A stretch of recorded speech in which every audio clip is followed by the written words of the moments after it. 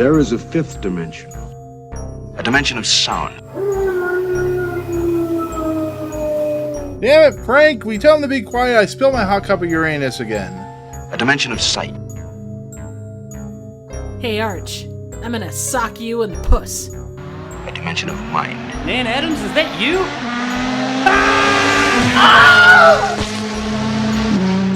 Next stop, the Twilight Zone.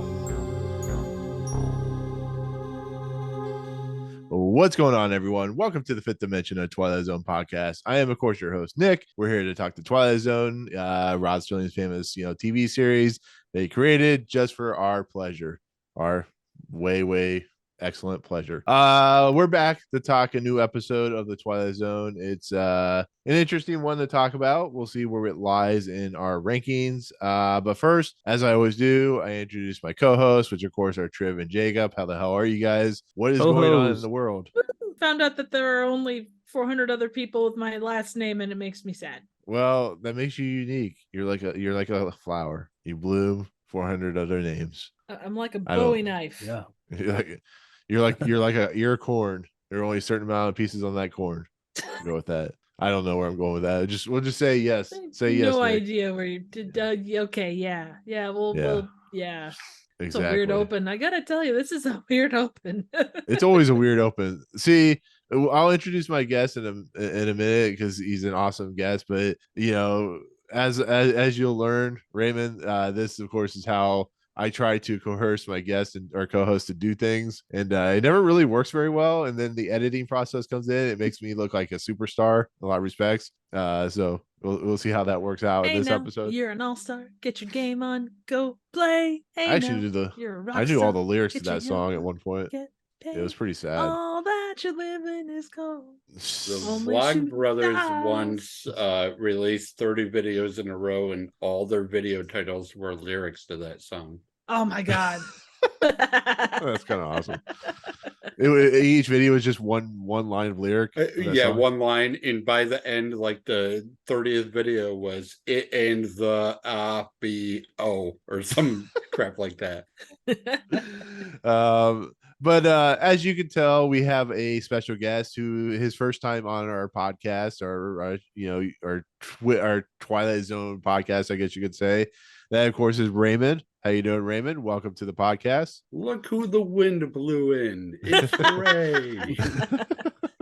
But was it from the south? That can be sexicon or not for the show, but they say it 3 times in this show. And I had the sexicon pulled up today. Ooh. Yeah, it's been a while. We haven't had a sexicon word for quite a while, actually. We haven't. Didn't we have one last episode, or we tried to have one last? I think we tried. But I think the word is try. Not very hard, but we tried. That's what she said. The last sexicon word I have listed is lemon sucker. God, when was that from? I don't know. I don't list that. I just put the sexicon words. Prior to that, it was be a good egg, the apples in the barrel, the Crooper, and lemon sucker. That's where we're at. Man, it's been so long. I had that listed under season 2. I don't know if season 3 started, and I just didn't. I'm kind of lazy when it comes to that.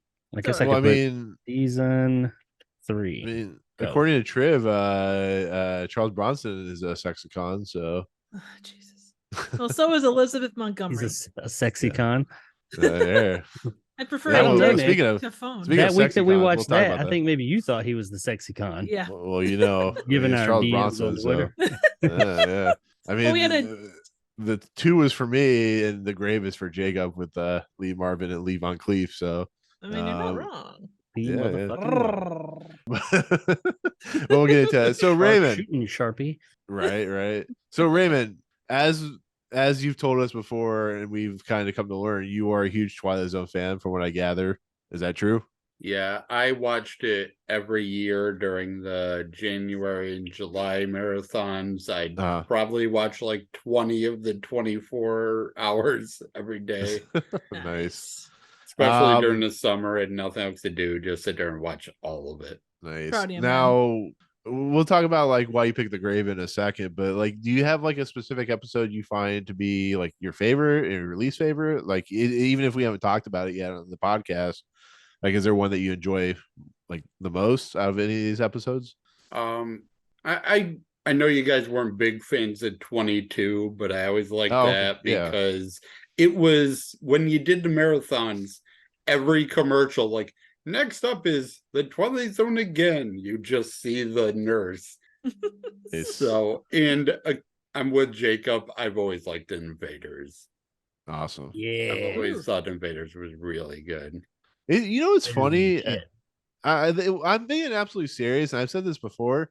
I didn't know how many people love that episode. That's such a shocking thing to me because I know it's a good episode. I have no qualms about being where it's placed, but it's just like, I'm so used to like the monsters that do on Maple Street, and I'm so used to like Eye of the Beholder, and I didn't know how many people liked it but... either. I thought I was unique. And I came on. You're a special snowflake. No. And we'll get into it when I say why I picked this episode, but it's them episodes like Monster Do on Maple Street, Eye of the Beholder, and It's a Good Life were the 8 o'clock, 8:30, 9 o'clock episode during the marathon. Yeah. So, like, if you watched any of the marathons, you've seen them episode so many times, you gotta find something outside of that. Right. And that's why I'm glad we found stuff like The Shelter. I think it was The Shelter. I'm sorry, go ahead. No. I was just saying, like The Shelter. We found episodes like that. Raymond. Yeah. Well, Raymond, what is your least favorite episode that comes to mind? In prep for this, I tried to watch through a couple episodes I didn't know by name, and I came upon 4 o'clock. So bad. It's this troll who is basically the Twitter person going back to see what someone tweeted when they're 12 years old. Oh, and then calls the FBI, literally calls the FBI on them for something they wrote in a paper 20 years ago. It sounds like a season 4 episode. None of it makes sense. And the whole thing they say, well, the ending's not going to be this. And then that's just the ending. It's so bad. What is your least favorite episode involving a roller coaster? Oh, Jesus. Here we go. Okay, now we talked about this before you came to the group, Jacob. Your least favorite episode involving when we go to the ranking section, I'm going to reveal if I'm Team Triv or Team Jacob. The suspense. So we have to wait until the ranking to find out if I am chance to dream truther or not. Nick had some sanity to him as well, because I recently rewatched that episode because I wasn't here then. Yeah. And I recently rewatched it, and I see that Nick had some sanity to him during that, because he was like, I don't really feel this episode. I think it should be lower. It's Triv's fault. To be fair, Jacob, the only way I could get Triv on this podcast before you is I had to agree that Perchance to Dream was going to be higher, but I had to act like I hated it. Or I had to act like I liked it as the episode went along. The podcast, so is that a Freudian slip there, one way or the other? I don't know what you're talking about. I also had to have 16 millimeter shrine be higher. That was one. Oh, come on!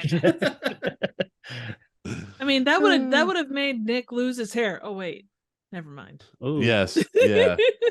That was the first one I watched when I was, because there were 10. There were 10 I had not watched. I came on episode 11. I came on episode. What was it? I don't know, somewhere in the beginning. But there were 10 episodes I had not watched that I wasn't a part of. So I was going to go back and watch them. I heard them talk about 16 millimeter shrines so much. I watched it because I didn't have that big of an issue with it. This asshole over here is it was last place. It ain't great. It was like the 4th episode. So goal for this entire podcast is, by the end of it, 156 episodes in, Jacob will remember what episode he started on this podcast. No, the time Jacob started was like 6 months ago. So I think it was 11. Yeah, it was. And when the sky was open, you came on for the lonely when she got shot in the face, but you. I remember that really one came on because for when the sky. Jacob shot her in the face. Has a chick getting shot in the face. Dude. It just seems like every week Jacob's like, what episode was it again that I did? Then he gets mad because I say he started like 6 months ago or something like that. So yeah, he's always like, I mean, were you here for that one? I was like, it's only 10. I only missed 10. I think it was actually only like 9 that I missed, because one of them I was there for 8. I don't know. Whatever. We could go back and count them. So we know. I think we should go back and redo them.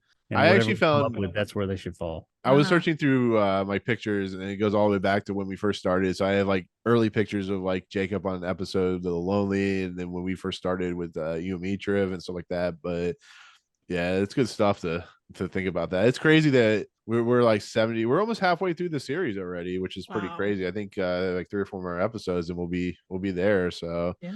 I don't feel as if I'm totally part of the team as of yet, because on the thumbnail it still just has like this little icon of me, I guess. I tell you to give me a new picture, but you won't do it.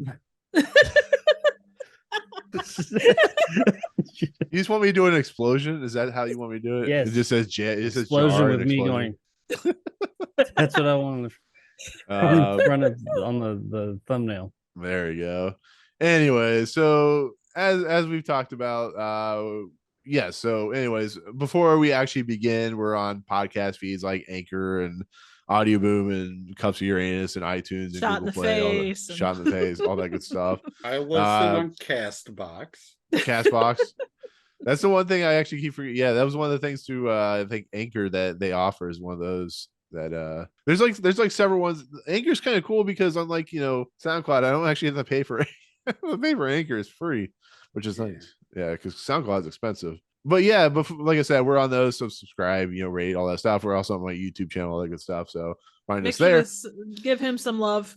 Yeah, don't shoot him in the face. Yeah, don't shoot anybody in the face. Or don't grab people Carrie style.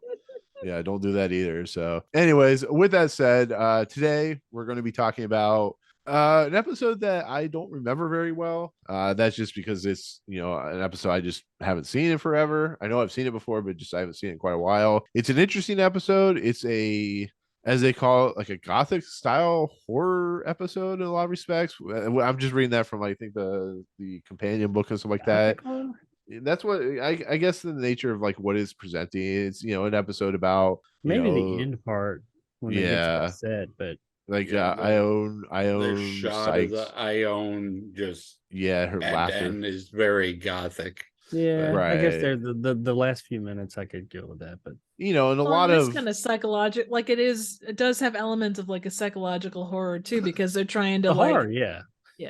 The gothic threw me off. But I guess that set in the end and all the imagery going on there, I could see that. Right. As you guys are aware, everybody I'm here has seen like the classic monster movies. They're all set most of the time. The places that they're set before the actual village or not the village, but the castle or something like that is usually like a town like this. It's just a normal looking town. But of course, the episode we're talking about is season 3, episode 7, which is called The Grave. This is, of course, is as Rod Serling has said in the the next episode he talks about.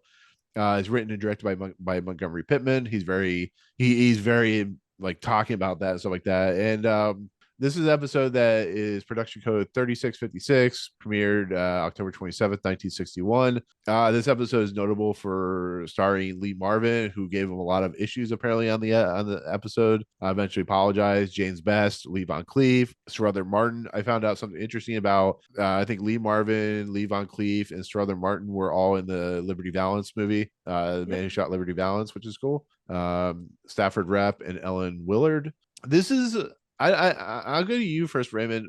Watching this episode, you picked this episode, and if you want to talk about why you picked this episode, you're more than welcome to. But this is like a very unconventional Twilight Zone episode in a lot of respects. It's very Twilight Zone in the like what it's trying to do at the end. But this feels like a very traditional TV episode more than it feels like. I don't know. Maybe I'm wrong on that, but I mean, what do you think about when you go into this episode? Why you pick this episode? What did you think about the nature of this episode in general? I agree that it's not a really Twilight Zone-y until the reveals. Yeah, but I picked this partly because it was far enough away from when I begged to be on the show that it wasn't weird. It was like 2.5 months in the future. We appreciate you coming on, though, man. But mostly, it's my uncle really liked this episode because it has Lee Van Cleef and Lee Marvin, and it has Western people in it, and my uncle's really into Western, so nice. It's the episode he always really liked. And also it has people that a lot of people in this episode are in other episodes. Yeah. So it's Twilight Zone connections that way. And also right. I talked about how I watched the marathons, and this was the 2 a.m., 3 a.m. episode that nobody saw. No one remembers this one. I looked at the IMDb popularity rankings, and this comes right in the middle at the 80th most voted on episode. And that's if you count 20 episodes of season 4. So right, which is so strange because I don't know how you picked this episode because you really like it. I'm going to be straightforward. I really like this episode too because it's just how well written it is and how like creepy and eerie, but also fascinating to just watch these characters just talk. Like it feels like a stage play in a lot of respects. But I mean, like for you, Triv and Jacob, whoever wants to go first, like I mean. I didn't really remember this episode at all. Do you guys remember this episode very well at all? Anybody? I definitely remember this one. It's been a hot minute, and it gave me like, and we can talk about that aspect later, but it gave me like notions of a few other westerns that, because my dad was massively into westerns when I was a kid. Mm-hmm. So I saw a ton of them, and there are elements of this that show up in those, and a couple specifically. And it was kind of cool to see because it's like, oh, that's neat. And obviously westerns are westerns, and I'm sure that it wasn't like taken from this, but the fact that those little details are in there, it was kind of neat. Yeah. Go ahead, Jacob. Were you fondling your mic stand? Ooh. Yeah, I don't remember this episode. You want to tickle it right under the right. Cradle it. So terrible. No, I don't remember this episode. However, that's nothing new. I watched all these 20-something years ago, but I was looking forward to watching this episode because of the people involved in it, and this makes me feel really old. I mean, typically, I don't know about you, Raymond, but I'm the oldest person on here, not by a lot, but by a bit.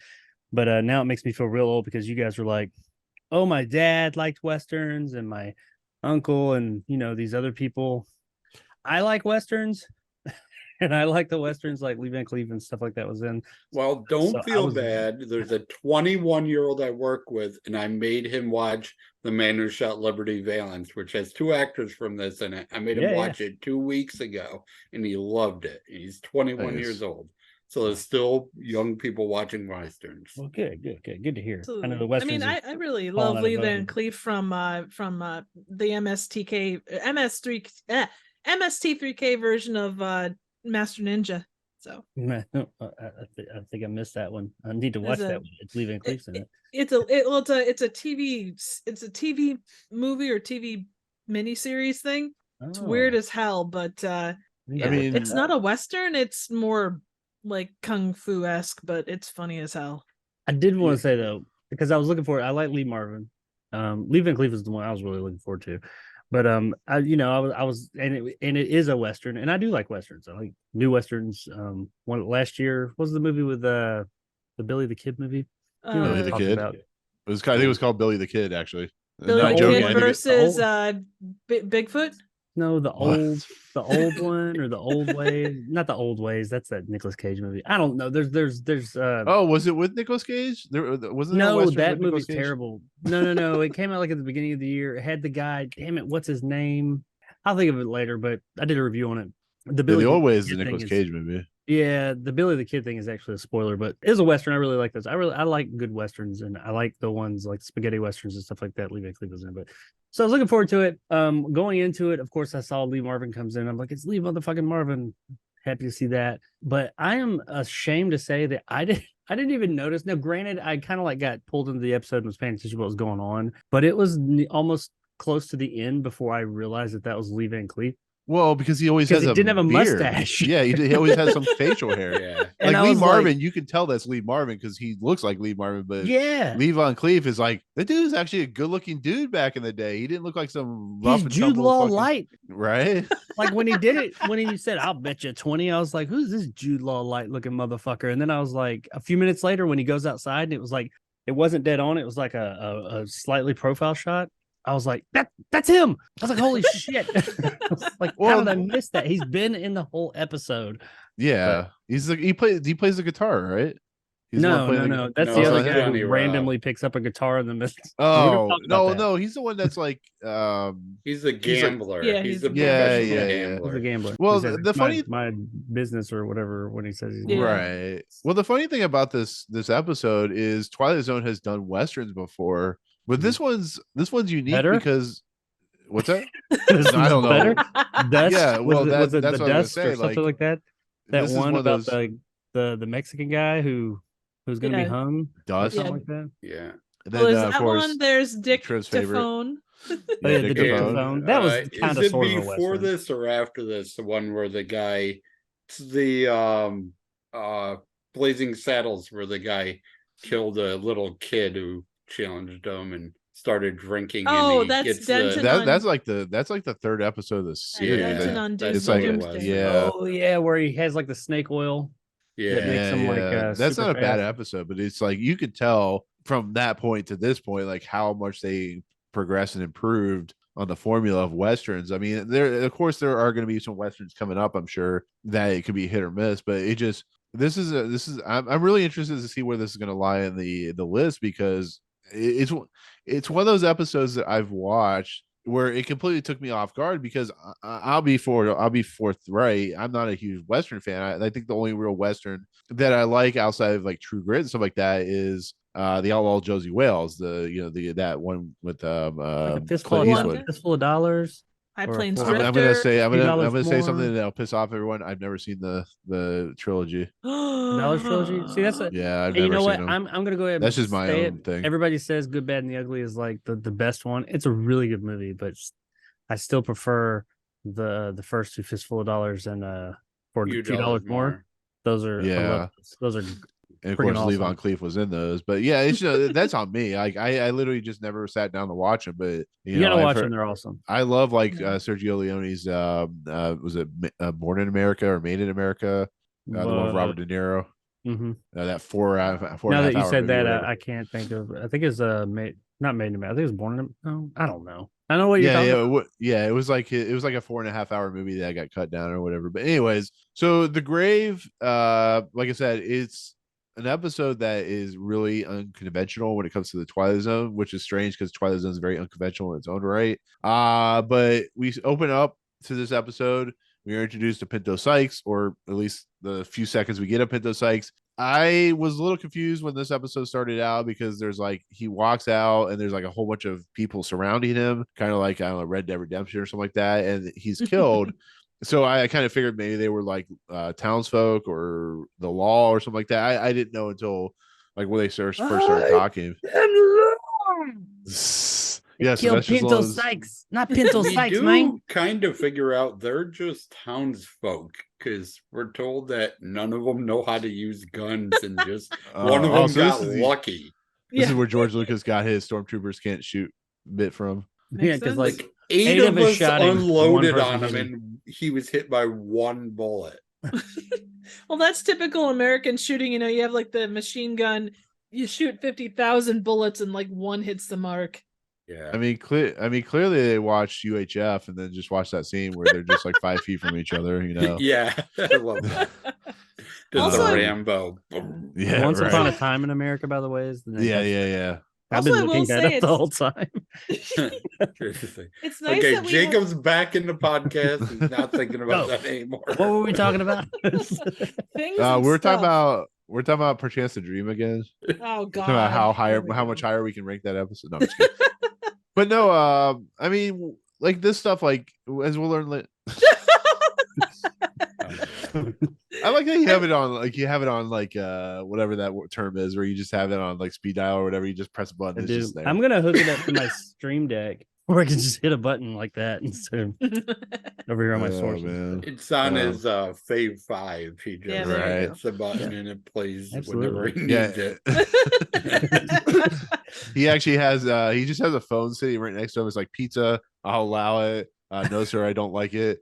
And gone from suck to blow. Yeah, I got from suck to blow. Dictaphone, stuff like that.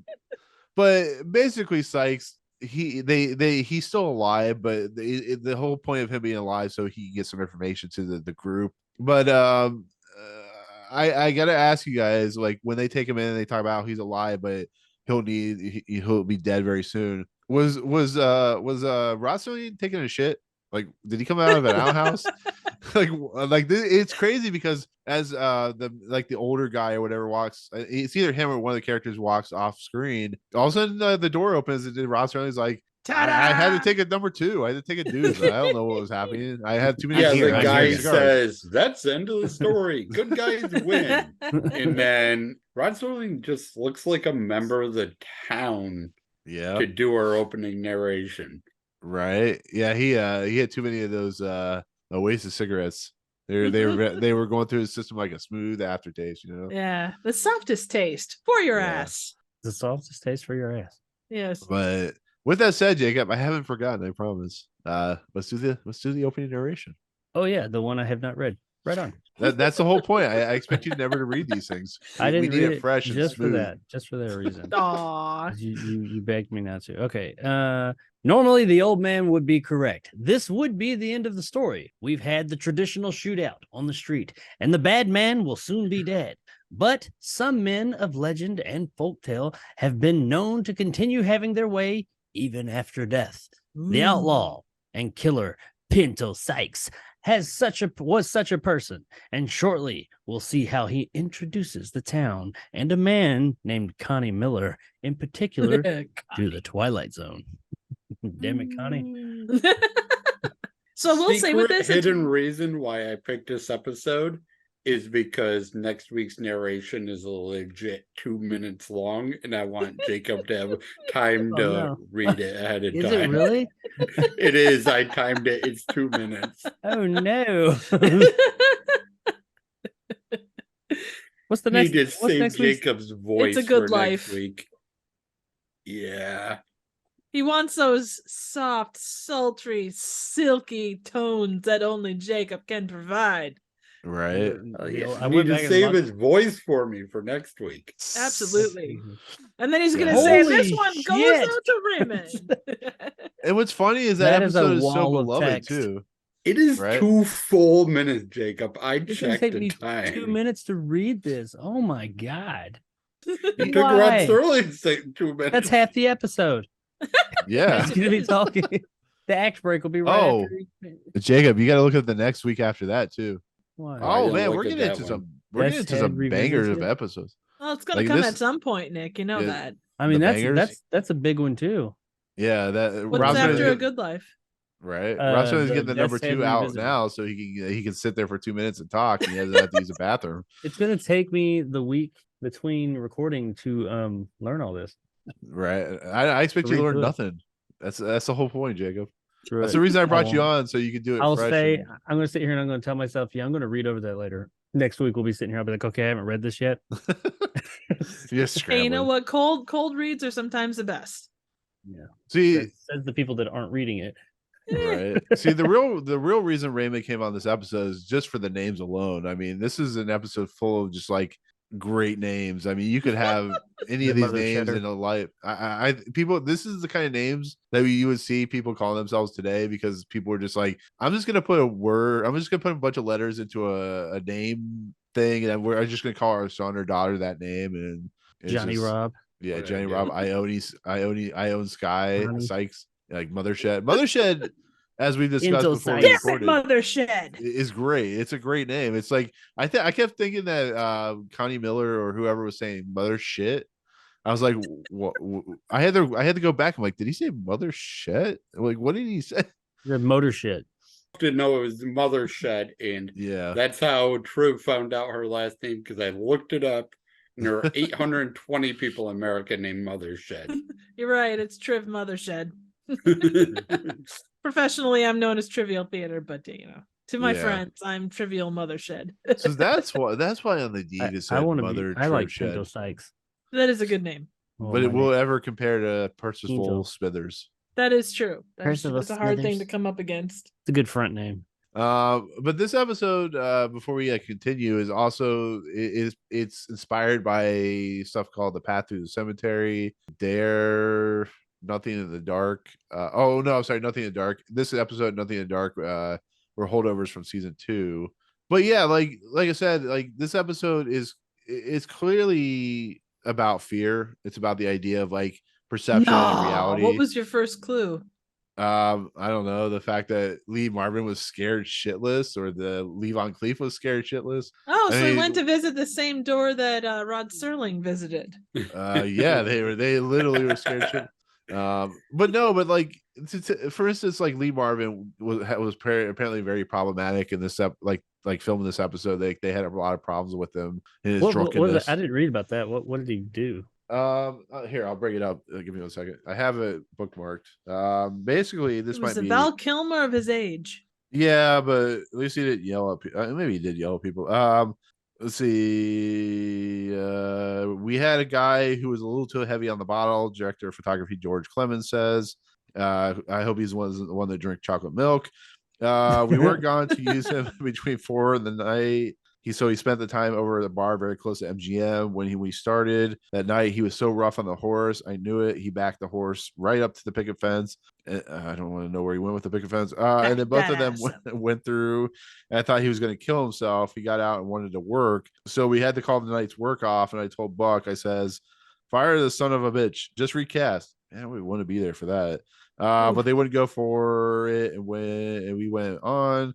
It turned out really well. He ended up apologizing, but apparently this was like not an uncommon thing for Lee Marvin. Apparently he was a notorious drunk from what I hear. Raging alcoholic. He's Lee motherfucking Marvin. Question: does Lee Marvin ride a horse in this episode? He rides at the very beginning, like when he shows up. Does he come in on a horse? I didn't remember. Yeah, he comes in like in the dark and the wind. I actually like, as much as you can see the seams and the backdrops of the set, I do like the openings I do like some of the establishing shots of this episode, because like it's very like, once again, it feels very theatrical like, and you see like kind of the seams and stuff like that. But there's a way they shoot this film, him and his DP and stuff like that. It just, I don't know. Yeah, that's what it is. DP. You know what episodes are we in, Nick? And you don't think Triv is gonna laugh at DP? I don't know. I made a DP joke in one of my videos years ago. Yeah, you know what they should have done? What Connie should have done when he started this? He should have saved a horse and rode a cowboy. I don't think that's how it works. I don't even know why that's funny. I got you. His apology must have been great though, because he comes back in Twilight Zone in season 5, so they gave him another episode. Yeah, I think was turned into a Hugh Jackman movie. Yay! There is one actually really interesting piece of trivia. So Connie's hat is called a campaign hat. So it can be traced to the mid 19th century. It was also used by the Army, and it was unofficially named a lemon squeezer, which is where that comes from, Mountie hat, Ranger hat, drill instructor hat, Smokey Bear, and the Montana Crease. I don't know, but Lee Marvin's working that hat. I can tell you that much. So is he as good as Charles Bronson though? Well, Charles Bronson, he's not. Lee Marvin's not shirtless in there, so Charles Bronson. So you like Chucky Boy, huh? Is that what you're telling us? Sure, why not? We're learning stuff about me every day. I don't know. No, but in all honesty, like, the way Lee Marvin comes on, all I could do is hear Jake up in the background going, yes, well, fucking Lee Marvin coming into the screen. And then Lee motherfucking Marvin. Yeah. Mother shedding Marvin. Lee mother shedding Marvin. But in essence, like, this episode is just them kind of like discussing the whole Pinto Sykes thing about Lee Marvin. He's been chasing him like the gunslinger from the Dark Tower series or something like that. And it basically is just, like I said, it's a play. It's like individuals having discussions. It's like sitting there watching, I don't know, To Kill a Mockingbird or something like that, where you're just like sitting there listening to them like talk about what Pinto Sykes did and how did I say Pinto Sykes? Is that right? No, Connie Miller. I got Connie Miller and Pinto Sykes, like the last names mixed up in this episode for some reason. But I mean, like, what did you guys think about this stuff? I mean, Raymond, what did you think about the idea of the fact that like these are characters known for like, rough and gruff Westerns, And really, these guys are actors. They are individuals that, like for instance, who was the guy that was in the gangster movie that ended up being in the musical? Well, who was it? He's like mom on top of the world. The James Cagney. James Cagney, yeah. Yeah, it's the same thing there where he was in like Yankee Doodle Dandy. Yes, thank you. And like it does a complete interesting breakdown of somebody who comes off very strong-willed and very tough and gruff, and here it's individuals that you're burying their soul of being trying to not be scared but being scared. But what do you think about that, Raymond? Like that idea of what they're doing? You talked about being a play and people in a room, and it's written by Montgomery Pittman, who also did Will the Real Martian Please Stand Up, which is the same thing. All these, I know, Trev's favorite episode, just people in a room talking, and you learn about the people through conversation. And Lee Marvin, I know him best from The Man Who Shot Liberty Valance. He's a badass. He's a bad guy, but he's the gruffest, toughest person in the world, like you were saying, Nick. And in this, Susie walks in a room. They're like, oh, you know that Pinto Sykes guy? He lived for 30 minutes, and he spent 28 of it calling you a pussy. Exactly. In the other 2 minutes, he told his mom, his sister, he wants to be married next to his mom, but not too close because he's an asshole and his mom's a Christian and she wouldn't like it. That's with his dying words. A, you're a pussy, and B, don't bury me too close to mom because she's a Christian. Mama's a badass. Yeah. She's an asshole. Leo. What's really fascinating, what's really funny is Levon Cleef and Lee Marvin are notoriously known for being in the military. But then you have Lee Marvin, who does like Dirty Dozen, does, as you said, the Liberty Valance movie and stuff like that. And then he shows up in Paint Your Wagon, singing and dancing. It's crazy to think about. Like these people they're typecast into a certain role, and then when they do the other roles, you're just like, what? You're doing like the cat stare. It's like, it's crazy. But I mean, what about you two? What did you guys think as well? The start of this was solid. The thing with like 60s stuff is it's really, I would say it's really easy for something to look like Michael J. Fox in Back to the Future 2, where he's got fringe and like the 50s version of what like a Western is. It feels like darker. It feels like something more like the Western aspect of it. It feels more like something like Unforgiven, where, it's neutral colors. There's not like a big buildup in this small town. It's just a little podunky place in the middle of nowhere. I liked it. There you go. I like that. I think we do that every week now. It's like, I liked it. I'm just waiting for something. It's like, yeah, it was good. But how did it make you feel? I liked it. I did like that aspect of it, where it was more of a realistic as far as like the look to a degree. It was a bit overacted, of course, but I like the look of it being more realistic to what things were back then. It wasn't the Lone Ranger looking, like Triv said, with the frilly things hanging off and all that. What people kind of looked at as being Westerns in the 50s and into the 60s. This was right around the time when we started to get like more of the spaghetti Westerns and stuff like that. They were coming up. I think they were being made, but they were starting to gain some popularity, and they were a little bit more gritty and a little bit more accurate to how things were. Clint Eastwood versus John Wayne. Yeah, there you go. Exactly. It was less of the, perfect looking vests and all that. And it was more, dirty and down and dirty. And I liked how this portrayed him that way. And we're talking about like the people that is one of the things I like about this episode. This is a fairly simple episode, but I did find it more or less entertaining. And the vast majority of it is just them in this bar talking shit to each other and just learning about the characters through dialogue. And which is a problem. Told.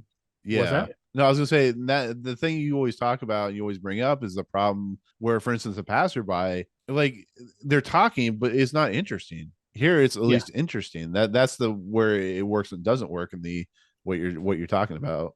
Yeah, and we have enough characters that, unlike the passerby, where it's two people, if you don't like one of the characters, they're only talking for 5 or 10 seconds until someone you do like enters a conversation, gives their opinion, whether it's even the same opinion or contrasting opinion, it's a different character and you get a different feel based, like you said, on the way they're dressed.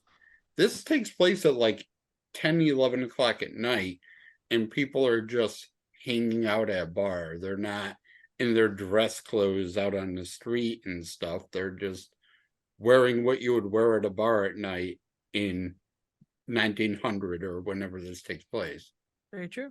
Yeah, I mean, I really like that aspect of it. It's like, I like those episodes where it's like, oh, this is fairly simple. Not a lot's happening as far as like on screen action. It's just people talking and you're learning. Like you mentioned with the Real Martian stand up. It's just people talking and you're learning about those people and the characters. You're learning about it just through what you're seeing and through their dialogue, not necessarily being told. Nobody's saying, oh, this person's this, because I mean, I guess the Pinto guy, because he's dead. But yeah, everybody else, you learn about their reaction to these questions and things like that. And it slowly unfolds the story, which once again is a fairly simple story, but simple doesn't mean bad. It's just a simple story, but it's told a unique way. Yeah, like seeing Jacob, Lee Van Cleef's character, we learn he's a gambler because we'll get into the story, but they're like, hey, you want in on this? He's like, yeah, I'm the town gambler. Of course I am. That's how we learn who he is. Like, it's just a simple thing that you don't need to spend 10 minutes showing him at a gambling hall or anything. He can explain it in 3 words. Yeah, and go ahead, Drew. I was gonna say it's not overstated. It's not like he's got like like the hat, and he's not like doing chips and like with a fancy vest and all that stuff. He looks like everybody else.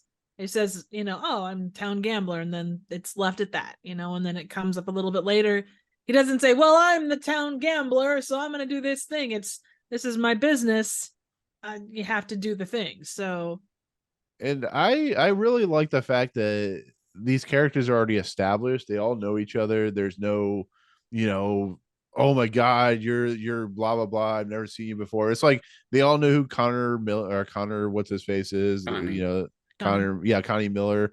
They know what he's done. They know what he's doing. I love that kind of small town feel, small town society where these guys just know who he is. They know he's chasing after Pinto Sykes. I like the whole story that's brought up about how they went to like the new judge or whatever in town. And he basically told them to stop being that, as Raymond has said in a recent, just a few minutes ago, stop being a bunch of pussies and deal with it on your own. It's like, it's great stuff. Like I found it like, it's an interesting idea of just like how these guys try to act manly, but inside they're like scared little children and they want everything taken care of for them. But then they realize they have to take care of themselves. To stop being a bunch of little bitches. Basically, Connie does say this is his hometown at some point. Oh, is it? Yeah, he says he spent 4 months chasing Pinto around the West, and I could have just stayed here and he would have came to me. Right. Now, do they explain he flat out says this is my home. I'm from here too. This is my hometown too. So right. Do they ever explain what he did, what Pinto did to be killed? Is he like a robber or something? I'd assume he's probably just all around probably horse thief, and he was a lemon sucker. Maybe. Was like a wizard or something like that, or absolutely a witch? Like because we bullets kill wizards. Are we getting into Dark Tower territory here? I mean, I mean, it could be Man in Mordred. Black. Yeah, the Man in Black, Mordred. He could be what's his face? Randall Flagg. Randall Flagg. Yeah, wizard from Eyes of the Dragon, that type of thing. But no, we're introduced Wizard to. of Oz. There you go. Yeah, true. But we're introduced to Ione Sykes, or Ione Sykes, however you pronounce that name. I think he's just Ione because I listened to him multiple times because I've watched 3 Ione Sky movies. Yeah. And I'm like, are they saying Ione wrong or is her name Ione? So I kept pulling it back and it's definitely Ione. Okay. I own cattle. Yeah, true. You're just killing me tonight. No, I'm kidding. Yeah, Ione Sky is like that's like the only person I've ever heard called it. No. What I'm saying is, Ion Sky. Ion Sky, yeah, That's from like the '80s actress, the one that was in Right. was it the John Cusack Cameron Crowe movie or whatever? sounds like a Indian name. Ion Sykes, yeah, Ion Sky Ion Sky wrestles Ion with the- bears. So she, anyways, it's played by Ellen Willard. She is very weird, very kind of off. Her crackers kind of slid off her, whatever. But I like her character because she brings like a weird kind of tension, a weird kind of creepiness to this story, because the story's like just a bunch of guys who are talking about like history of who they are and stuff like that, and then you have this weird woman come into the mix who's just like, her laugh is like that weird kind of cadence to her laugh. I love the laugh so it's great, but it's much. just so the good. But it's so out of place, but it's so good.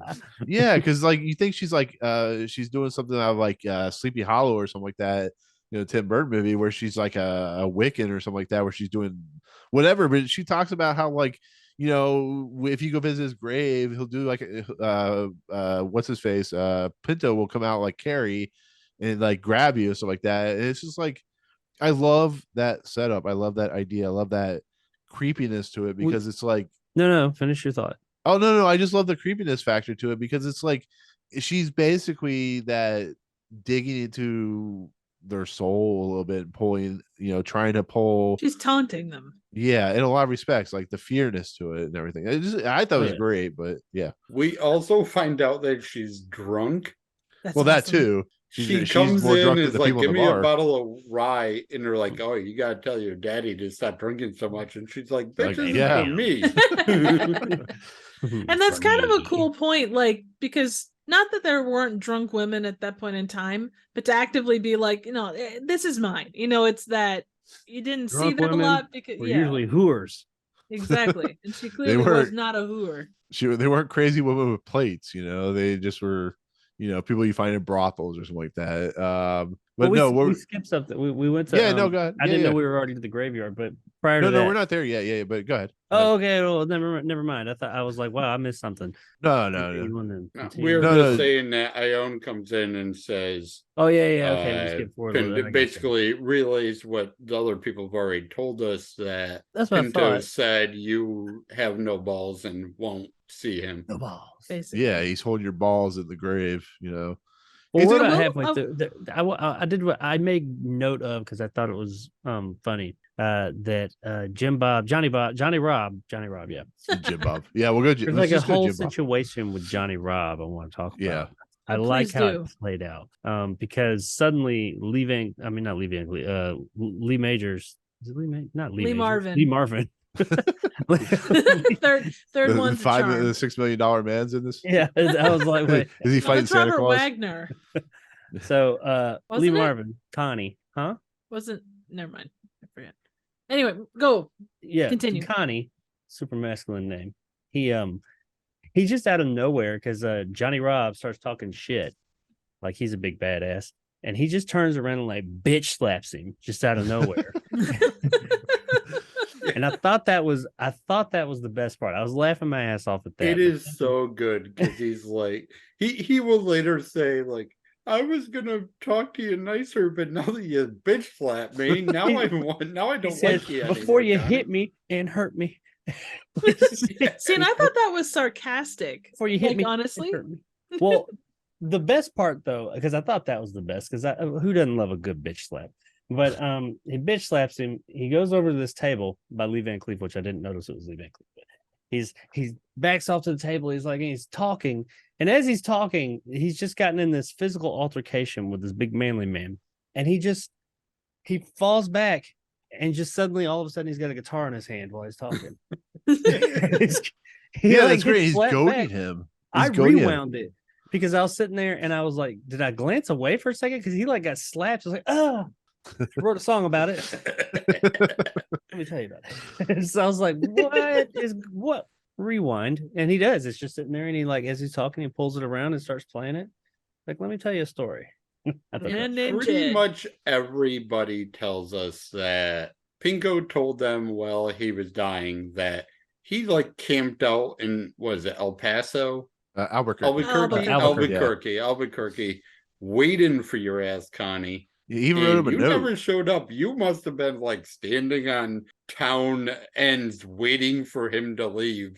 And the second he leaves, you're like, anyone seen Pinko? Like, yeah, he was here for a week, dumbass. Like, I swear I chased the hell out of him. And Yeah, he's that like, kind of is our main thing, that right, because he says Connie says he was chasing Pinko, yeah, but nobody You're really believes trying. him.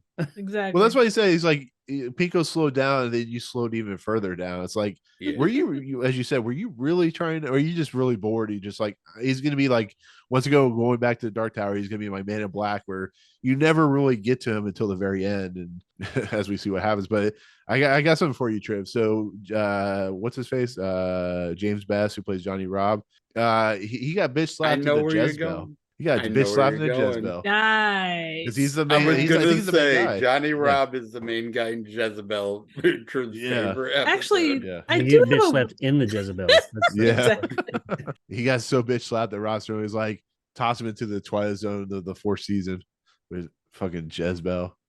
Is that the one with the Teleport woman on him the a guitar. I'm looking forward to this episode because I don't remember it. But this I woman hear on the so much horse, shit right? about She it. keeps seeing like, Oh no, this is a different one. which one is the one That's- where like the woman sees like herself on the horse or some shit? Isn't that not Isn't Jezebel? that That's not Jezebel's the Jezebel. horse one, isn't it? No, that's a different one. Jezebel is she basically becomes a witch, and they do the Ballad of Jezebel, and like she keeps like killing people because she's like possessed basically, and she's like the spawn of the devil and stuff. That episode I'm not sure what it's called. No, but yeah, it that's is. a different one. It's the one where She's she on a keeps saying horse the the person whole on the time. hill. That's not Jezebel, or don't think it is. Yeah, because Is she she considers running repossessed? away from Billy. She I it's thought- where No. That's a different one. This is like a super hillbilly. Repossessed? Jezebel is a super hillbilly one.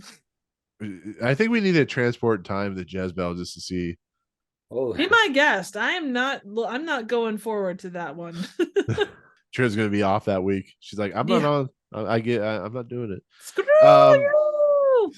Hey, you Appalachian guys, beauty, I quit. Jezebel can't bear to lose object or passion to a local rich girl, so she turns to the local witch for aid. And it goes on for a solid bleeding hour. Yeah, all those, it's one of the hour I know. episodes. I'm just Like, saying. why? I hate fucking CBS for that shit.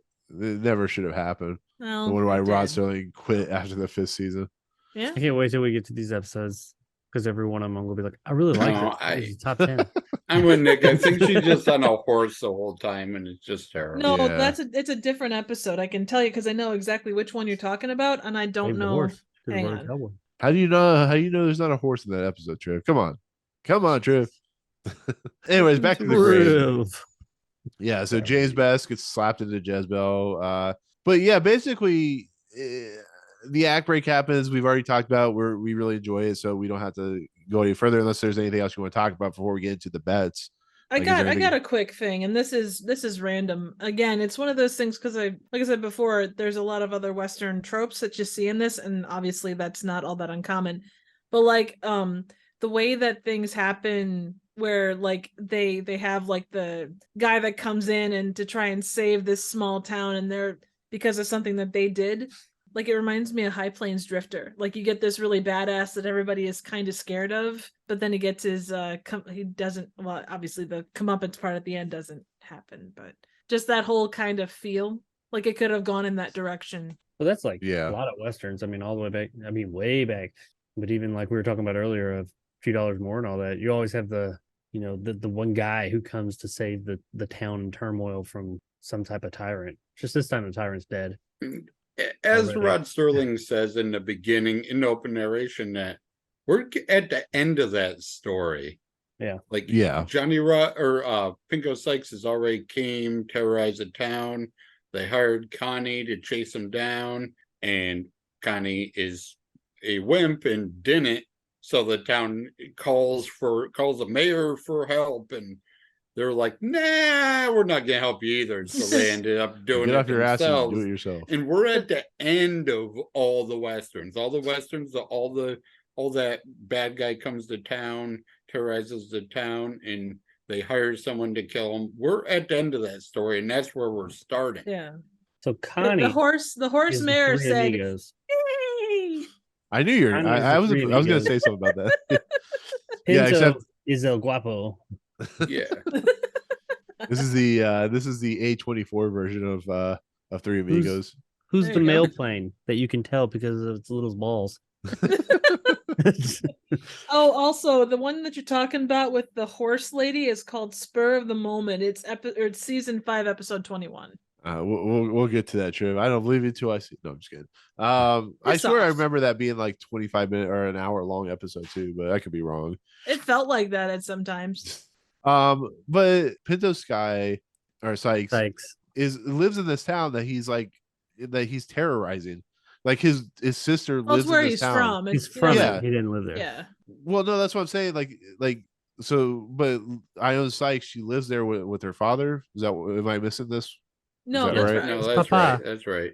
But Pinto doesn't live there. I'm thinking that he lived. That's why I was going to bring up. He's from there. Yeah, you don't terrorize the place you're from because it makes. I think maybe he terrorized it and then left. You don't eat where you shit. Yeah.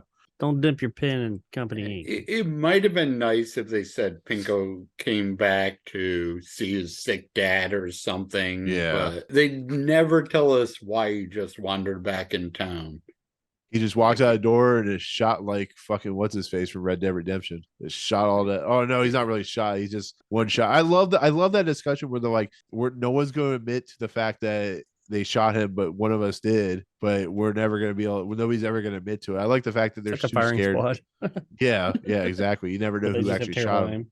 Yeah, I think the line is, "Truth be told, none of us admitted yet to who dealt the fatal shot." I love the idea of like strong-willed individuals having their like soul, as I keep saying, taken out of them, and they're all fearful. They're like, this one young woman is actually making fun of them about them going, and they're like, oh, I had to place a $20 or 20 gold piece bet just to get you to go, and Connie's like, I'll go, but I'll take your money while I'm at it. It's just, I love this idea of like, that's like I think all in all, what was it, $40 that he bet? Yeah, that's like $5 Johnny Rob gives him 20, and the gambler gives him 20.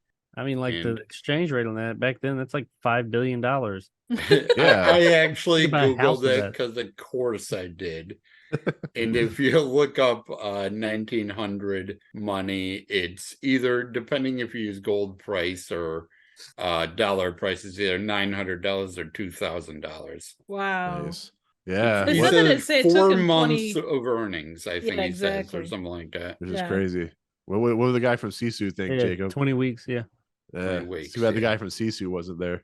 See, but like I said, it like takes money for him to like prove his manliness. Like, you know, it almost feels like Connie was not willing to do what he says he's gonna do, even though he's like, I'll do it, blah blah blah. And even Ione Sykes is like, you guys, like you said, a bunch of pussies and stuff like that. But it takes money to get him to even go, and he's like, I'll do it. You know, $80 worth of gold back then or whatever. And I don't know. That's what I like. That's what I feel like works in an episode of television in general. Just like the idea of like breaking a person down to bare essentials. But like this leads to Connie going to the gravesite. You see I know you guys I know everybody saw this, but in the background, the scene looked like a tornado. So I thought this is like Wizard of Oz. Like, what is going on here? But it's just the practical effect of like, or the practicality of just this very low budget for what it's, you know, for 1960. It had a charm though. Did we say exactly what the bet was? Did we say exactly what the bet was yet? No, but I think actually, if you want to say what it was. Johnny Rob starts the bet, and then Lee Van Cleef seconds the bet that Pinto Sykes says, you won't even come to my grave, you're so afraid of me. So they grab one of the guy's Bowie knives and say, put it in the ground so you can't say you just walked up to the graveyard and left, and do it at midnight exactly. Which is fascinating because are they superstitious too? Like it's interesting to, like, not only are they scared, they're all scared to go out there, but it's like you have to do it at this exact time. You know, are you doing witchcraft? Like it never is fully explained, but it feels like they're midnight's a witching hour. I think just kind of like universally, I think midnight scene is kind of like the worst time or evil time or whatever. Yeah. And then, I mean, really, they wouldn't know what time he did it. The reason they wanted to put the knife in there is just so they're like, put it in there and then walk off. And then if we go up there in the morning when we feel safe because of daylight, because, bad things don't come out in the day, we'll see the knife there and know that you did it. Right. I mean, they do even say only it has to be within 5 feet of the grave. You don't have to put it in the grave. That's how, like, they're calling him a pussy and saying he's scared to do it. But they're also like, you know what? We kind of understand. 5 feet's close enough, buddy. Like, 5 feet. I would just walk by and go, and then walks off. Well, that's the fascinating part about what happens, because he walks up to the grave, or he takes his horse, and I think he actually rides up to the grave. And I know these guys are like, he's like walking out. He's like, hey, you want some of my alcohol, you bitch? It's just her laugh. Her laugh makes me alcohol, bitch. It's so great. Yeah, and she uses the "look what the wind blew in" line again. Yeah, that which is actually foreshadowing, which is great. Yeah. Like the whole the funny part about this episode is they're giving you pieces to the eventual conclusion of this episode.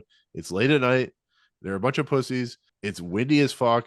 Where's the wind blowing from? You don't really understand why it's so windy in this town. I know what a twist. Yeah, a twist. Exactly. But like when he goes to, she says, as you mentioned, about the south, coming from the south, and it all plays into foreshadow, which is great storytelling. That's what some of the best stories I've ever written. They have foreshadowing that actually leads into, you're like, oh, okay. Going back to the very beginning of the episode when Connie comes in. Yeah, they had basically taped off Pinko Sykes' blood. Yeah, and he says, why you have barricades on the street? And they tell him, oh, if you had been here 2 days ago when Pinko was here, you could have seen his blood that the wind, that is going to be a major plot point, has covered with dust. So even in the first time we see Connie, they're already laying these tracks. If you didn't know better, you could say that they didn't actually kill Pinto and they're laying a trap for Connie. Well, that's the thing that's great about this episode is it, he as Io Sykes is walking away with her gallon of rye and her her laugh that is like creepy as fuck. He goes up to the grave and also right.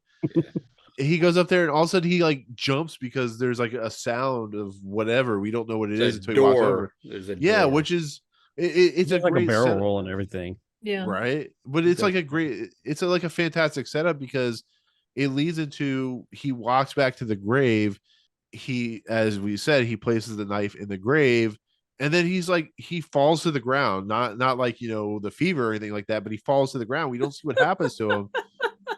Well, he does a test. He like slowly puts the knife in. Yeah. And then pulls it out to say, oh, look, I did it. And then he's like, haha, I'm successful, and stabs it in. Right. When he gets it, he tries to get up. He just acts like he's hit by sniper fire and just falls to the ground. Dude, it's like most unusual camera.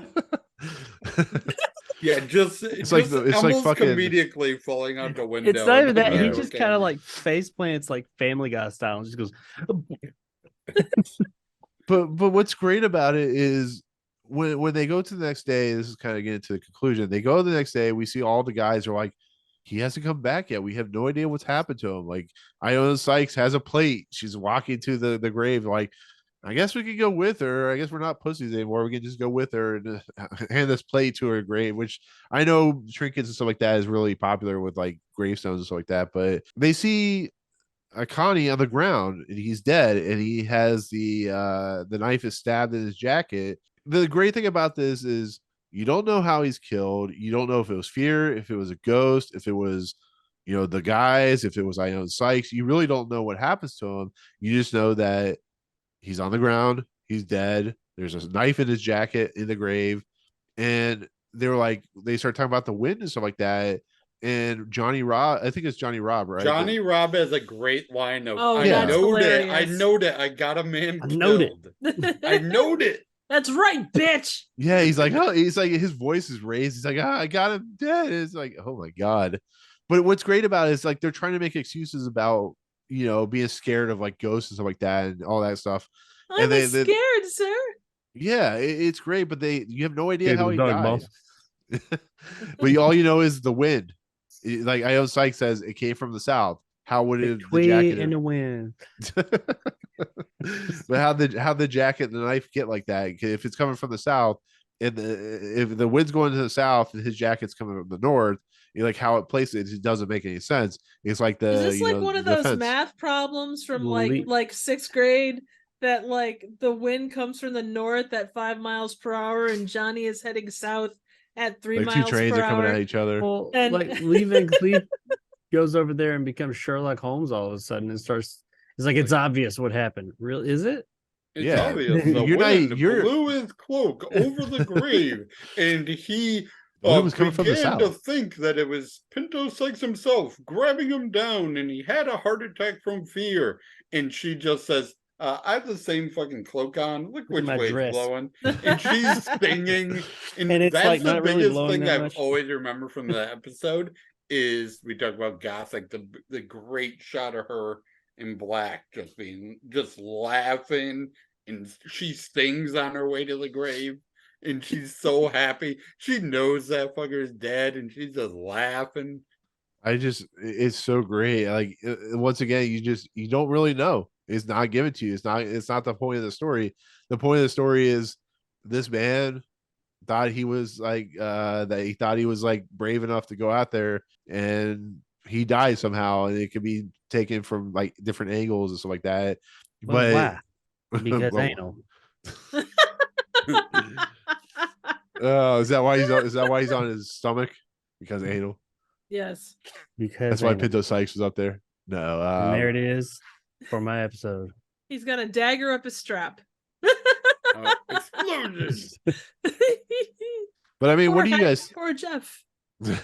But with that ending, like, what do you guys think? What do you think happened? Do you have any theories about if it was it's Pinto? Obvious, Nick. He kneeled down, and the wind blew his coat over the grave. He stuck his knife in it. He got up. But Jacob, it's not obvious because you didn't hear the Wilhelm scream. If there was a Wilhelm scream, I wouldn't believe you. There was no Wilhelm scream. If there was a Wilhelm scream when he just got up and went, ah! I think we'd all be. I think you. I would have heard Jacob laughing from like. I'd still be laughing. I thought maybe he honestly. Thought instead. I thought he fell over and like maybe hit his head on a rock or something.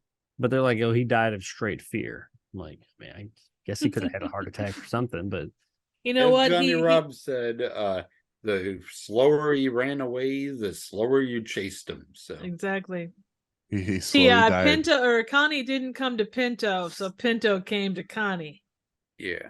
With the wind thing, I guess it has to be that she's right. I mean, she's super confident. She convinced me that the ghost of fucking Pinto grabbed him and pulled him down.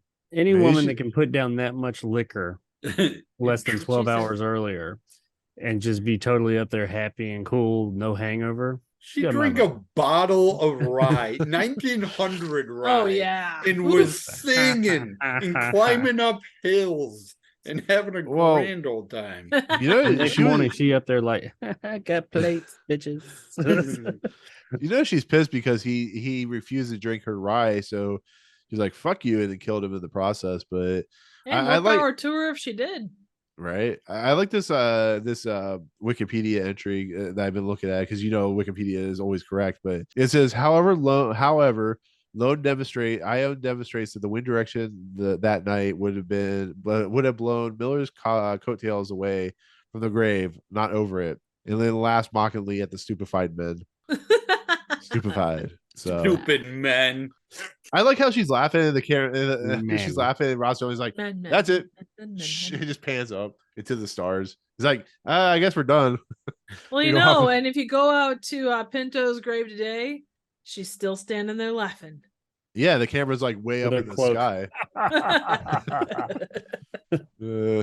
It's actually a tourist attraction now. It's a tourist trap. It's actually like just a cardboard cutout figure of her with her hands on her hips going, ha, ha, ha. That's actually how Sweeney Todd got his ideas. You walk by, it senses you and goes, ha, ha, ha, ha, ha. But yeah, that's the episode. That's the end of the episode. I know Sykes is laughing and it pans up to the sky. So what do we think? What do we think of this episode overall? Shit. That's I'll right. let you guys go first because I picked this episode. Worst episode ever. We're putting it at the bottom. Absolute. Trouble. Oh, y'all can piss off. Absolute dumpster trash. Dumpster juice through and through.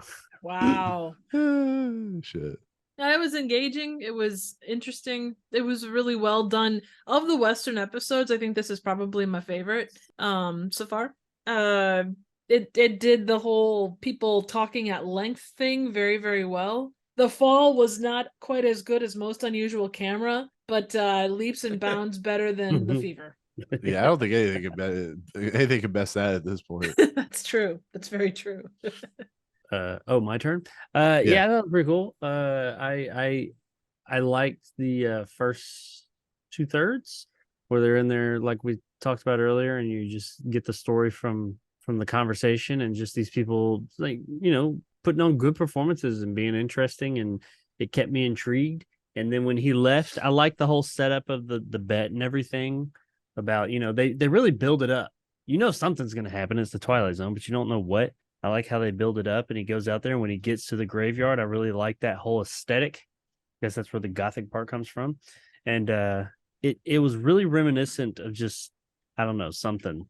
I kept on trying to think. I was like, this is really calling back to something for me, just the whole setup. I kept on wanting to say, like, It's a Wonderful Life, the part where he finds out, or maybe not It's a Wonderful Life. The Scrooge, Ebenezer Scrooge. Christmas Carol when he goes to the graveyard and finds his grave. Just had that vibe going. It was creepy. I mean, admittedly, it was kind of creepy when he was walking around in there. I was cool with what happened to him, and I like how there's a bit of ambiguity to it. It's to, like, what was it? Was it supernatural? Did Pinto cause this to happen, or did what Lee Van Cleef said happen? And the fall wasn't awful, like we were talking about with the Franklin episode, but it was I was kind of like, what just happened?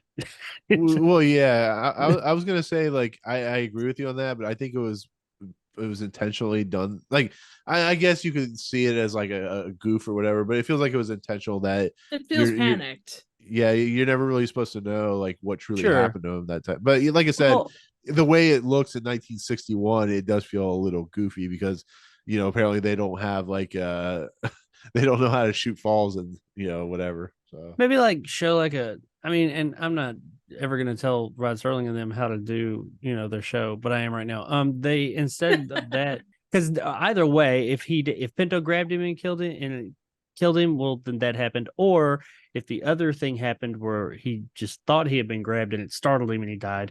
Either way, this guy thought he had been grabbed and he was shocked. He was like, ugh.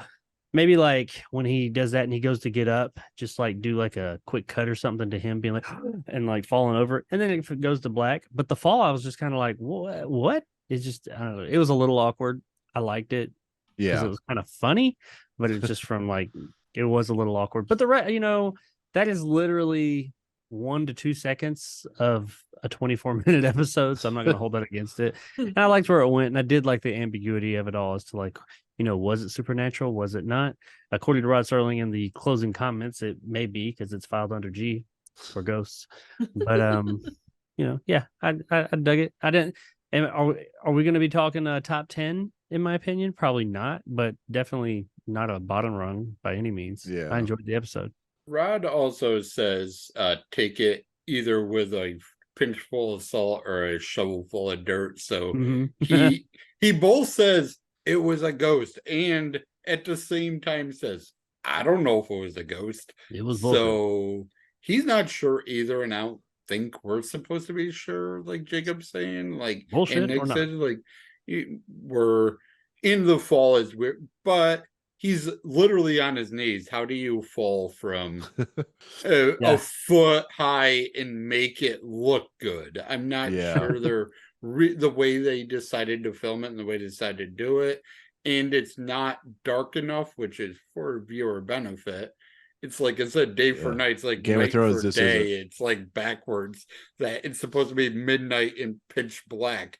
But we can see this scene better than we can see some of the scenes that were in a lighted bar. Like, yeah. Right. Well, that's So what I was saying. I think it would have been cool if, like, when he got up and then like smashed to like a close up of him being like, ah, or something, and then maybe fall. I don't know. maybe we saw like his head next to a rock or something, like you're saying, like maybe that's what killed him instead of just. I really thought that's what they were going to say, is that he tripped over and hit. Because once we got to that part and they started explaining it, I basically knew. I was like, okay, this is going to look like an accident, but it's going to leave us with thinking that maybe a ghost did it, maybe it didn't, or maybe Pinto did it, maybe he didn't. We won't know.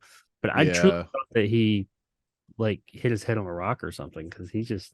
And this is one, Jacob, you said you had no memory of, really, right? No, I did not. I know I've seen it, but I didn't remember anything. I remembered the bet, and I remembered the ending of her displaying the cloak and saying clearly it's a ghost. But I didn't remember the setup and them calling him a wimp the whole time and all that stuff. So thinking about it, I just remembered it's a ghost. It was my memory of the episode going in.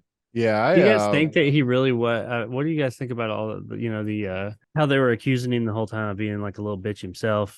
He comes from a town of little bitches, so like, and they hired him to go kill this guy, and supposedly, according to this guy, every time he slowed down, this guy slowed down too. Do you guys think there's any weight to that? Do you think that's what was really going on? Do you think Connie was it's truly a pot calling afraid the to kettle catch up with black him? type of thing? Yeah. It's like He's like the bravest of the mice, according to the governor or judge or whatever. It is like he's the dumbass who grabbed the cheese. Like, maybe that's it. I don't know, but I over think a town full of people, like, the judge was like, one of you guys gotta stop being a wimp. Yeah, I think that Pinto wasn't lying. I think that Pinto was like slowing down and being like, all right, come on then, bring it. And dude just would never show up, but the guy's just trying to put on a big show. And he knows that everybody else in town is a bunch of wimps, so he can pick on them.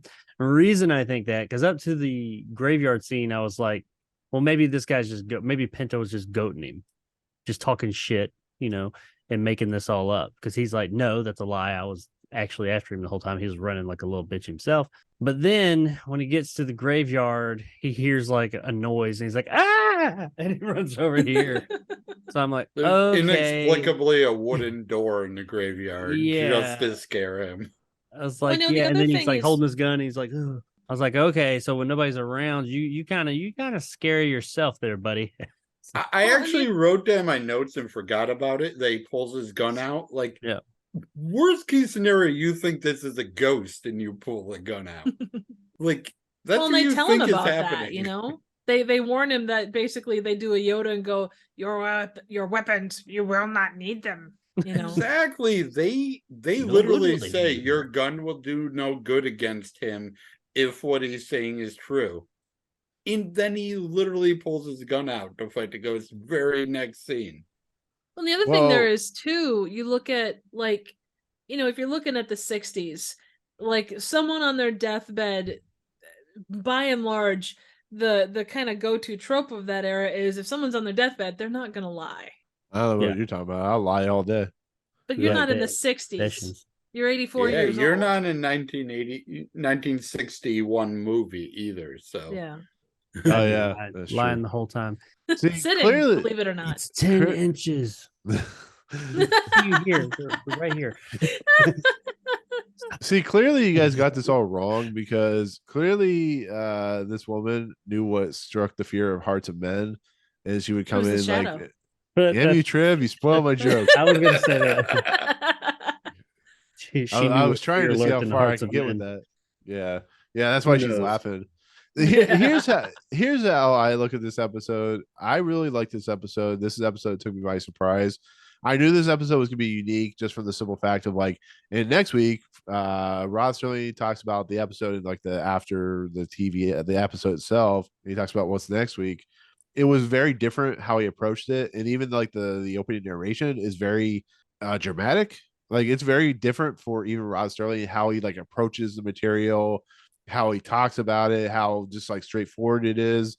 And it's an episode, like, once again, that Montgomery Pittman, he broke down strong-hearted men and to wimps, as you guys can say. And that's why I love this episode. I really do. This is an episode that completely, it would be, if I were to watch this episode back when I was a kid, before I watched like Monsters Do Maple Street or Obsolete Man or something like that, this would be a top 10 episode for me, just on the simple fact of like how strong, even with me not being a Western guy, it's very strong in his storytelling. I always love strong storytelling in episodes of whatever. So yeah, I really love this episode. Not saying we're going to put it in the top 10, but it's a really strong Can episode. I say I am glad you said. guys all liked this episode, because right before we went on, like 10 minutes before I clicked join, I talked to Dan and said, man, I picked this episode. I hope they don't just all suddenly hate it.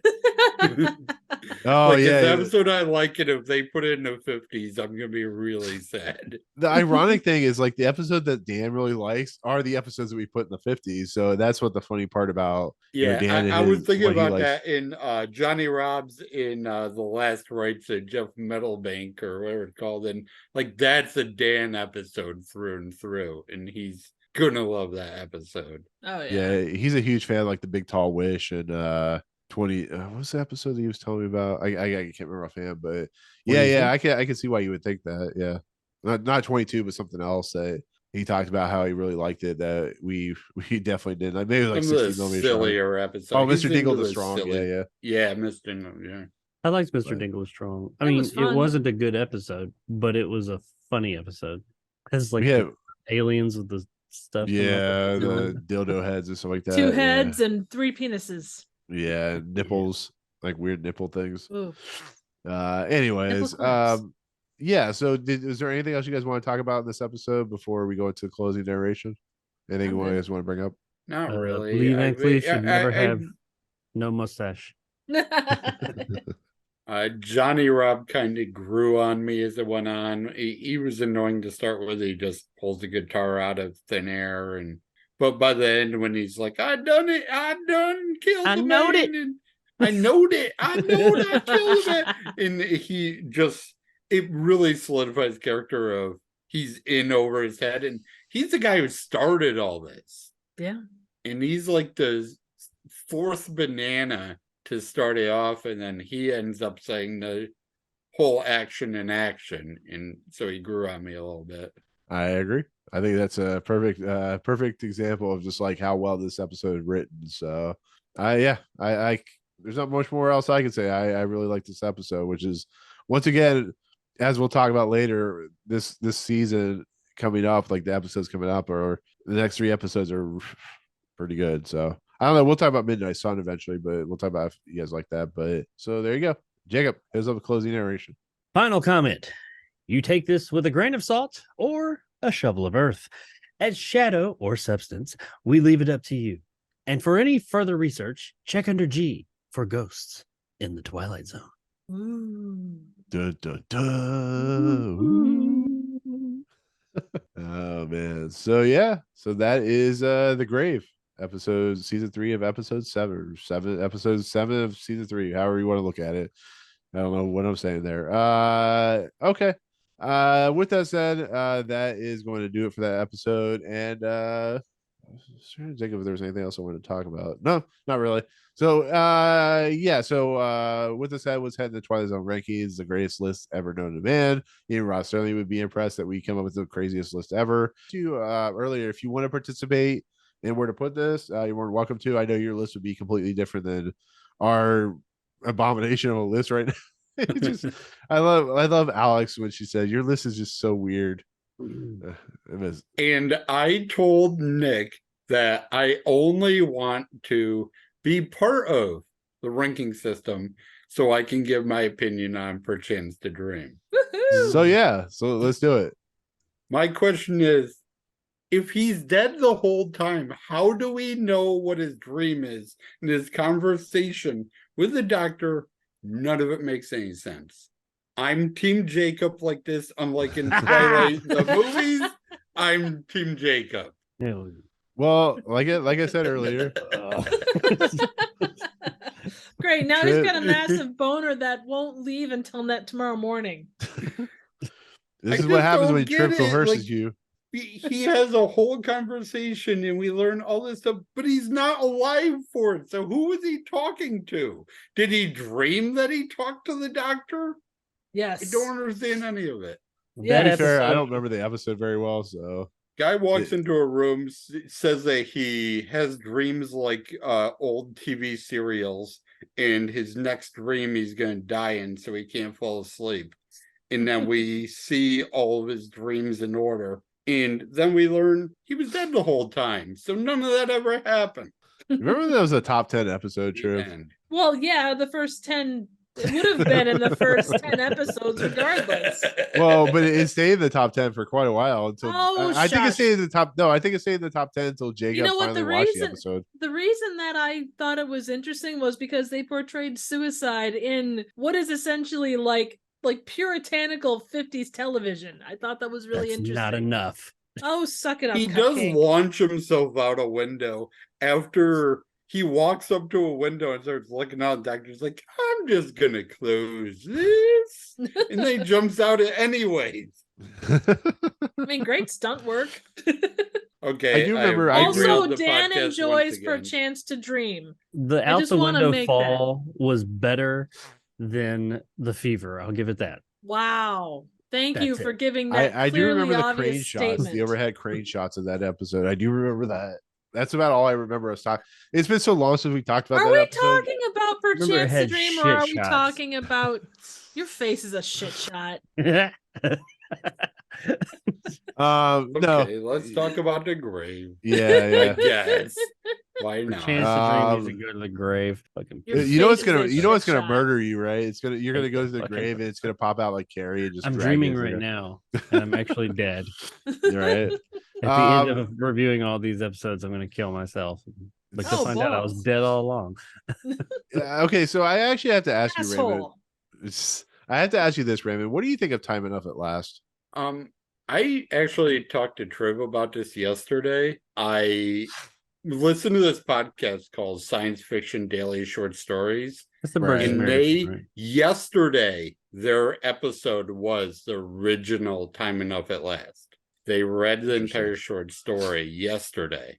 Interesting. The only changes are when he goes through a wreckage, he finds his boss's dead body. He sees a watch that's notifiable, and the scenes with his wife are flashbacks, not the story. Right. That would have been cool if they had done it that way. And so it's a flashback. He remembers trying to read and his wife slapping the book out of his hand is how they do it in the short story. Is there a suicide attempts in that book? No. So I'm right. That was a terrible way to the reason I ask you that is Time Enough at Last is considered like a seminal episode for the Twilight Zone. And I have so many problems. And I think, Jacob, you have so many problems with that episode too. And I, Triv, you have your share. I was curious of what you thought, because the grave, I actually would put this above The Silence, maybe. That's number 14. Time Enough at Last is the Burgess Meredith one with the glasses, right? Yeah. That's the one with like the only thing that episode had. Yeah, and that ends with just him crying in the short story. He doesn't say there was time or any of that. He sees everybody's dead and he remembers his wife knocking books out of his hand, and then he just cries. But in this, he's so excited that he finally gets to do it. And I guess like him loving books over everything is a little much. Yeah. Like, how far could he possibly have been happy just sitting on a chair reading until he dies? And he's like 90, so in what, like 10 years? So I mean, like, he doesn't care about food, he just wants to read. The reason, like I said earlier, the reason I was asking is I would put this maybe not top 10, but maybe like above Nightmare as a Child or Nick of Time. I really this is me personally, I really think this is like one of the best Twilight Zone episodes I've seen up to this point. But I mean, what do you guys think? Number 3. Damn it, Triv, shut the. So you're saying number 4? Like, if you're saying number 3, you're putting it above The Shelter. So you've actually like ruined your own joke, Triv. Yeah. Son of a bitch. No. Anyways, no, seriously, like. So Nick, you're at what, 14? I would put this above like number 11. That's me. Wow. 11. Oh, you said The Silence earlier, so yeah, Nightmare. like you guys have said in multiple episodes, Nightmare on Child's such a different episode. Oh, it's a dark ass. Like I don't even think they realized what they were doing.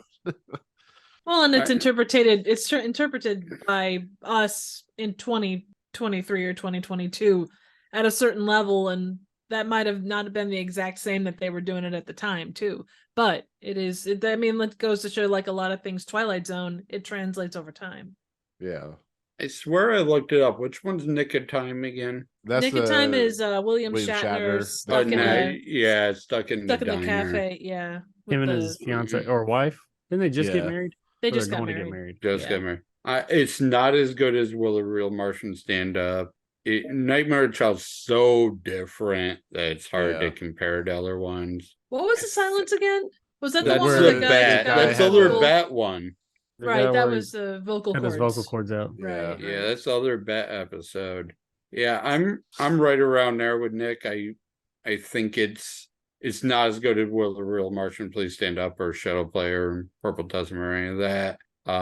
It's probably better than Time Enough for Last or Man in the Bottle. So anywhere between 12 and 15-ish, somewhere around there. See, I can't put it above A World of His Own, but I could put it above the Silence of the Howling that ending is classic. Like that's a fantastic ending. I think I was just so taken surprised by this that I think I was taken so surprised. Yeah. I mean, what about you, Jacob? Yeah. As long as it's above for Chance Theory. Yeah, definitely. Top 20. I would put it around the Silence. I think it has a lot in common with the Silence in some ways. They are both bat episodes, and one person being like so sure of themselves and I'm the best. So they're so different episodes, time frame and setting and stuff, but they are kind of the same in that way. Sure. I think I like this one a little bit more than the Silence. I like even though I saw it coming, I like the twist of the Silence. Maybe ever so slightly more, but I did see it coming. The episode is itself. I like this episode better though. I enjoyed the viewing experience. I like it more than Howling Man. World of His Own. I always get that mixed up. Is that the one with the elephant? Yeah, the one where he cuts out Rod Serling at the end. That was a really good one. What is it episode? Oh, it's one with the elephant. The fourth wall episode. Yeah, exactly. No, that was I liked that one. It's so unique that's hard to put stuff ahead of it. It's hard. I mean, these are very different. That was a very jovial episode. With a what would Levon Cleef say, Jacob? What would Levon Cleef say? He would, of course, say number one. I'm cool with that whole 12 to 14 area right there. Where so count it in.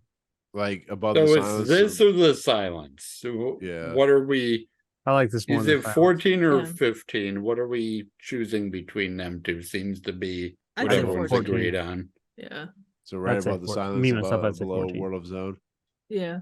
Right below. I'm happy with that. Woohoo! We came to a consensus. Yeah. And quickly too. Usually it takes us like 6 hours to come to some consensus. So. Yeah, we were all pretty sure that it's worse than Will a Real Martian World of His Own and better than like Time Enough at Last. So we had like a 3-episode spot to put in. It's better than Per Chance to Dream. The real funny thing is, like, did you guys expect, I mean, after before watching it, that it would be this high? Because like I said, I didn't know going in either way. So I didn't think we'd have it that high. Yeah. Like just on an initial viewing before really sitting down and talking about it. Nothing against the episode. Because I remember at the end of it, I was like, I like that more than I thought I would. And, I figured it'd be a strong episode, but it's one of those things. It was gonna be like in the middle. Yeah, I never know how to judge these episodes, and I'm a terrible decision maker about where something should go. But you kind of come out of it, and you kind of go, okay, well, that's for me, it's here roughly or whatever. So I got 7 kids, I always know where to put it. So I would say you need that on a T-shirt. Ooh. I watched it and I looked through that list, and like there's so many lighthearted episodes around that spot with like we talked about with like Man in the Bottle and One for the Angels and stuff like that. And like maybe it falls down there, and hopefully Jacob will be on my side and push it ahead for Jensen's grave. Oh, But absolutely. if it You can falls almost behind always for count on Jensen's that. grave, then I start to come in trouble and have to argue that it's at least better than 2. Well, you know, you could call this episode jovial, though. I mean, because Ione definitely was enjoying herself.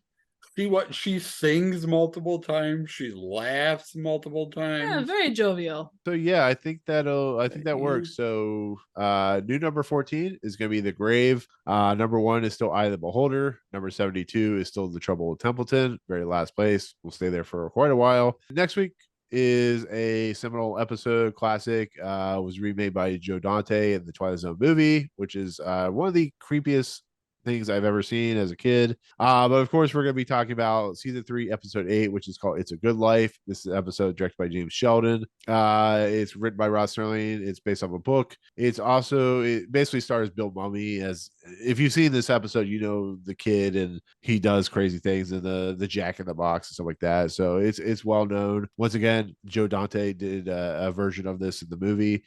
But yeah, it's a seminal classic episode that everybody should know or have heard of before if you know the Twilight Zone. But yeah, with that said, we'll look forward to that. So Raymond, it's been awesome. We're gonna have you back at some point. We'll try to figure out like what episode you want to come on, but it's been awesome. You are very knowledgeable about the Twilight Zone, so it's really cool to get some insight, especially about an episode that we didn't know much about. It's pretty awesome. So I appreciate you coming on, and looking forward to whatever comes next. And with that said, where can we find your content at? Raymond Smith channel, you gotta Google now, because Guy Ritchie released A Gentleman as a character named Raymond Smith, so that means my name comes up with clips of that stupid freaking movie. Oof. So you gotta put in either Raymond Smith channel or RAYHS 1984 on YouTube, and you'll find me. Most recent movie was Beverly D'Angelo posing as a babysitter to sell children. So that was fun. And there's a carradine in it. Watch and find out which. Yay. And does he suffer from auto asphyxiation? It's unclear. Okay. It's very unclear. Yeah. Or no, that's not even the right movie. That's the next movie. Never mind. This is Ed Begley Jr., Carol Kane, and Beverly D'Angelo. Gotcha. But Raymond, seriously, like, it's awesome. Thank you for coming on, and we'll look forward to seeing you on whatever episode you come on next. So you gotta come back because we want you back. Thanks for having me on, guys. Raymond. You just want him back because he's Team Jacob. Yes. Everybody loves Raymond. See, we'll be Team Edward or whatever, Trev. I do not want to be Team Sparkly Ass. Well, I mean, you can't be Team Jacob. We already have a Jacob, so we have to be Team Triv, man. Oh, so I'm left out? Is it because I'm trying to get your Team Jacob? Yes. Rip my shirt off. Turn into a werewolf.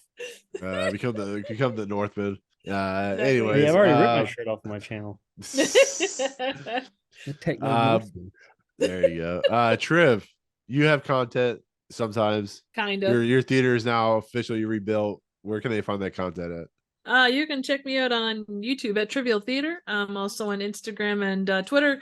I am going to get back to actual content here soon. I promise. I'm not just like building a fancy theater for a one-off thing, kind of a jab at AMC. I am back with normal content, hopefully in the next week or so. Unfortunately, real life has been insane. But anyway, check me out there. Yeah, that's about it. Yeah, she's trying to clear her theater of hairy beavers, so...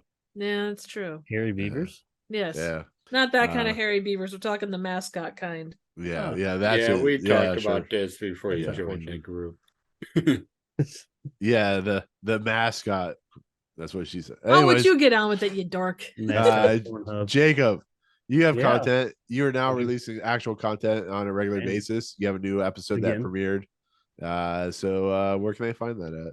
You can find that on YouTube at my YouTube channel, Jacob Anders Reviews and Retro JKXY. As of the not the recording, but the release of this video, I would have just released part 3 in my 5-part series, and in a few days I'll release part 4 in my series about the history of the Dreamcast. It's a different type of content than my channel has usually had, but I still do movie stuff. I'd actually meant to do a review of a movie that I saw early that Nick knows about, and I totally forgot I saw the movie. Oh no. And then I started seeing reviews of it pop up, and I was like, hey, I saw that. Oh shit.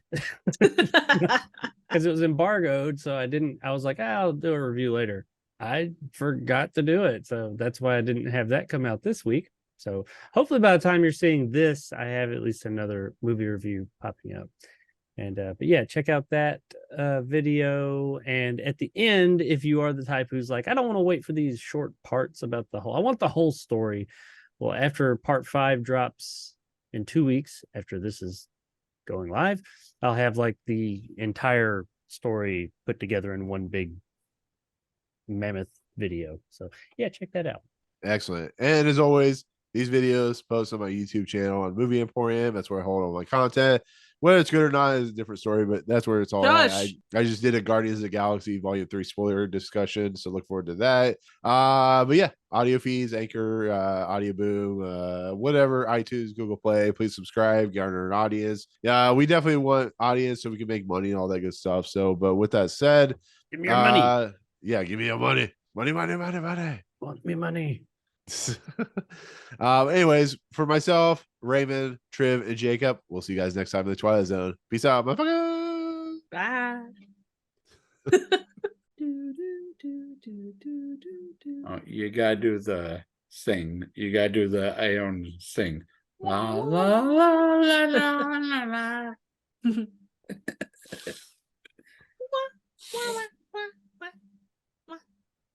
Yeah, that's gonna be fun to talk about. Not as fun as episode 69, unfortunately, as Jacob has alluded to. Sorry, you were saying the order episodes and what's coming up. Oh yeah.